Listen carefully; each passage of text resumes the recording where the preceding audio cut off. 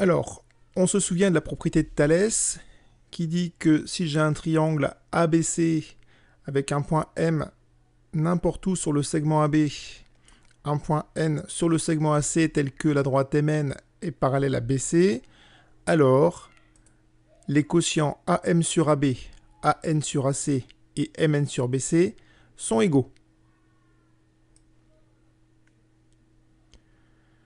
On va s'intéresser cette fois non plus au segment AB, mais à la demi-droite d'origine A qui passe par B. Même chose, on va s'intéresser à la demi-droite d'origine A qui passe par C. On va demander au point M d'être non plus un point sur le segment AB, mais d'être un point sur cette demi-droite AB.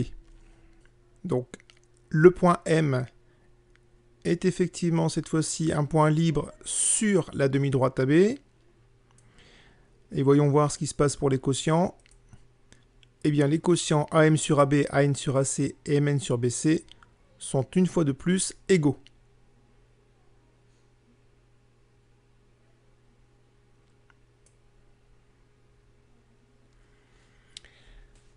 Voyons voir maintenant si on s'intéresse à la droite AB. Et on va demander donc dans ce cas à M d'être un point libre, non plus sur la demi-droite AB, mais sur la droite AB. Donc voilà, on va balader donc ce point M sur la droite AB. Attention au croisement. Donc le point M est bien sur la droite AB, le point N est lui sur la droite AC.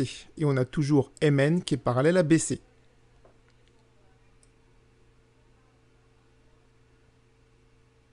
Voyons voir ce qui se passe pour les quotients.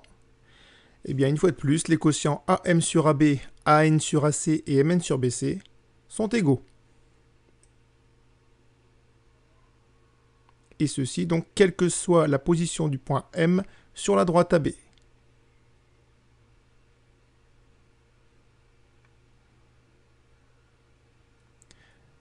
On aura donc une nouvelle configuration pour la propriété de Thalès, qu'on appelle communément le nœud papillon. Alors finalement, on se retrouve avec trois figures possibles pour la configuration de Thalès. Soit le point M est sur le segment AB, ou le point M appartient à la demi-droite AB, ou alors le point M est sur la droite AB. Ce qui va se traduire en fait au niveau de l'écriture de la propriété de Thalès, avec simplement ici le changement des crochets en parenthèse. C'est-à-dire que le point M peut être n'importe où sur la droite AB, donc y compris sur le segment ou la demi-droite. Même chose pour le point N, il se trouve n'importe où sur la droite AC, c'est-à-dire y compris le segment ou la demi-droite. Et bien entendu, les quotients restent les mêmes et surtout, ils restent égaux.